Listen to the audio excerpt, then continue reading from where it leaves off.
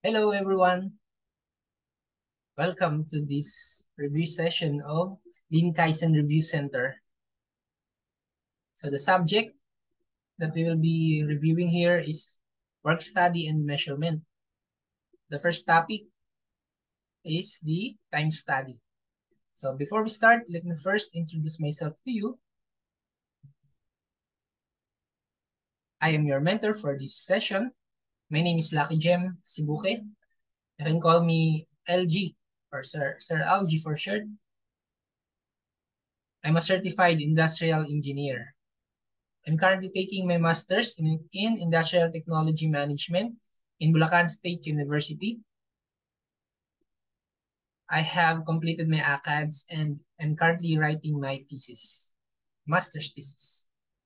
So I'm a member of the Philippine Institute of Industrial Engineers and I'm an advisor of the Philippine Society of Industrial Engineers, an organization in the Bulacan State University Bustos campus.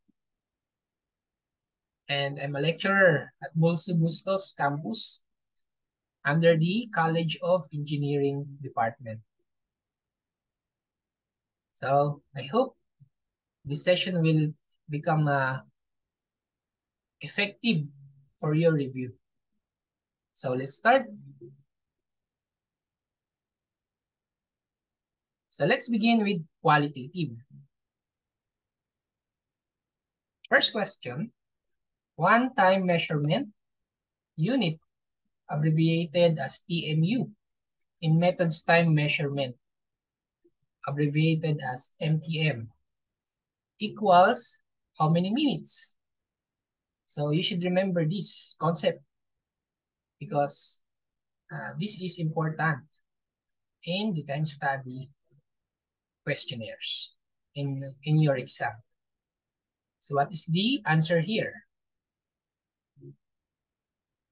So the answer here is letter B, 0.0006 minute. So what if you forgot this minute equivalent of 1 TMU or one time measurement unit? So don't worry about that. You can memorize other equivalents such as seconds or hours. But how do we come to those equivalents? So since we have this answer that one-time measurement unit or 1 TMU is equal to 0.0006 minute, we can convert that to seconds or hours. Okay, so how do we convert? It is very easy. So let's watch this solution for converting the given minute that is equivalent to 1 TMU.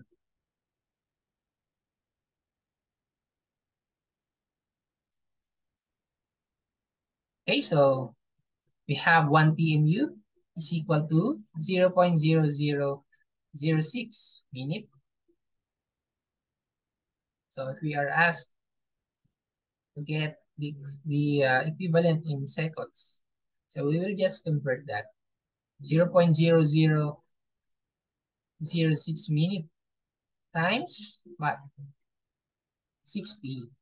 Okay, because in 1 minute there is 60 seconds. So what is the answer? Use your calculator. So it is 0.036 seconds. Okay, so 1 TMU is equal to 0.036 seconds. How about hour? What is the equivalent of 1 TMU? So we'll just convert the given minute. 0.0006 minute. So we will divide because there is 60 minutes in 1 hour. Divide by 60. So that is equivalent to 1 times 10 raised to -5 hour. Okay? If you happen to forget one of this equivalent, just memorize one equivalent and you can come up with those conversions. Okay?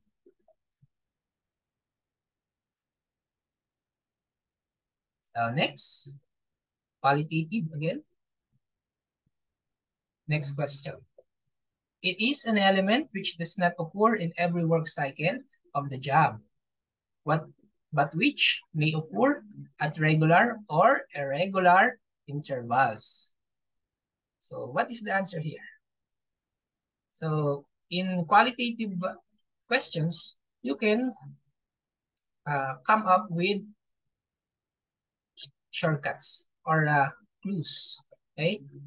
For you to have a deductive decision, because since this is a multiple choice, we are employing deductive reasoning here, okay? What is the answer? The answer is occasional element. So what is the keywords?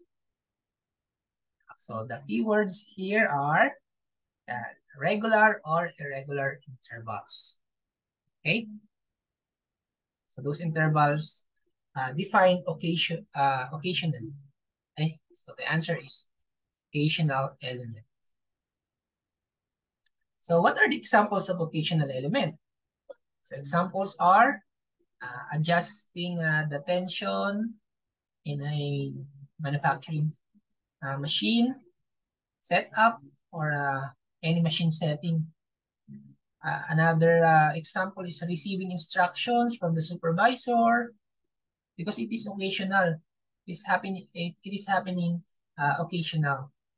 So this occasional element is useful. Okay, it's a useful work in a part of the job. So it will be incorporated in the final standard time for the job. So let's define other choices here. The repetitive element. So repetitive element is the element which occurs in every work cycle. From the word itself, repetitive, it occurs in every work cycle. Variable element. So it is an element for which the basic time varies in relation to some characteristics. So from the word itself, variable. So the time varies with other characteristics, such as the characteristics of the product, because some products are take longer to be manufactured than other products, right? Or some equipments or processes take longer than the other. Okay, so that's variable element. And lastly, foreign element. So foreign element is an element observed which does not form a part of the operations. That is why it is called foreign. So it does not belong to the operation. So what are the examples of that? In furniture manufacture, sanding the edge of a board before planing has been completed. Because commonly in the industry of furniture, the manufacturers order the raw materials from the suppliers with such characteristics in the ordered raw materials. Okay, so that is example of foreign element. So the answer for this question is occasional element. Next, qualitative question. A method which the hands of the stopwatch are allowed to continue to move without returning them to zero at the end of each element. The time for which, or rather for each element being obtained subsequently by subtraction. So define the keyword here. Find the keyword, you should find also the correct answer. So the correct answer is cumulative timing. Okay? Because the keywords here is without returning the hands of the stopwatch to zero, because it is measuring cumulatively. Okay? So let's define other options. Flyback timing. What's flyback timing? So flyback timing uses a watch or a stopwatch on which the hand, having recorded the length of an element, can be made to return to zero. That's why it is called flyback. Okay, once the reading has been recorded, the hands of the stopwatch or the stopwatch itself will be reset to 0. Okay? So that the user can immediately begin timing to the next element. Okay, so that is flyback time. Flying back to 0. So next, random timing. So there is no such random timing used in time study because you want uniformity or to avoid biases. Okay? Yeah, uniformity in some characteristics that are processes or work that we are going to observe. So random timing does not apply here. Okay? So next, differential timing. Differential timing, so this is a method of obtaining the time for a very small element. Okay? So these elements are timed in groups, first including and then excluding the small element. That is why it is called differential timing. So the time for which is subsequently obtained by the subtraction. So you are getting the difference from those readings. Okay, so you will get first the reading with a small element or a small part of a job.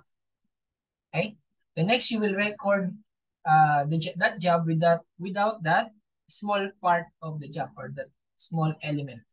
Okay, then you will just subtract the time because the small part of the job is very quick to do. That's why the time is more accurate to get or precise to get if you will use differential time. Okay? So anyway, the answer for this question is cumulative time.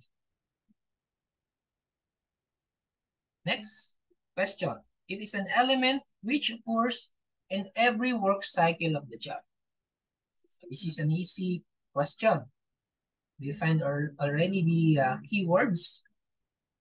If you do so, you should find the right answer.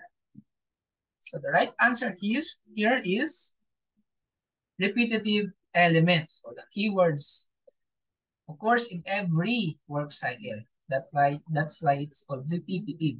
It is repeating in every work cycle or occurring in every work cycle. So what are the examples of repetitive element?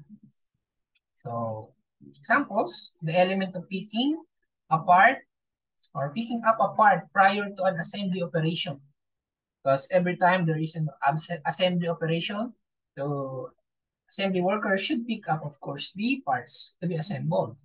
So it is repetitive element.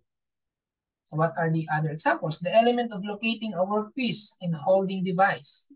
Okay, so because in order to hold a device, okay, you should pick that device. So it is a repetitive element.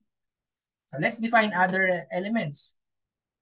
So variable element from the word itself, variable. It's an element which the basic time varies, okay, in relation to some characteristics or a product. So we have defined that the previous questions, right? Then manual element. So what is manual element? So from the word itself, manual is an element performed by man or by the worker. Okay, then lastly, constant element. So constant element is an element for which basic time remains constant whenever it is performed. So what are the examples of this element? Examples is switching on machine.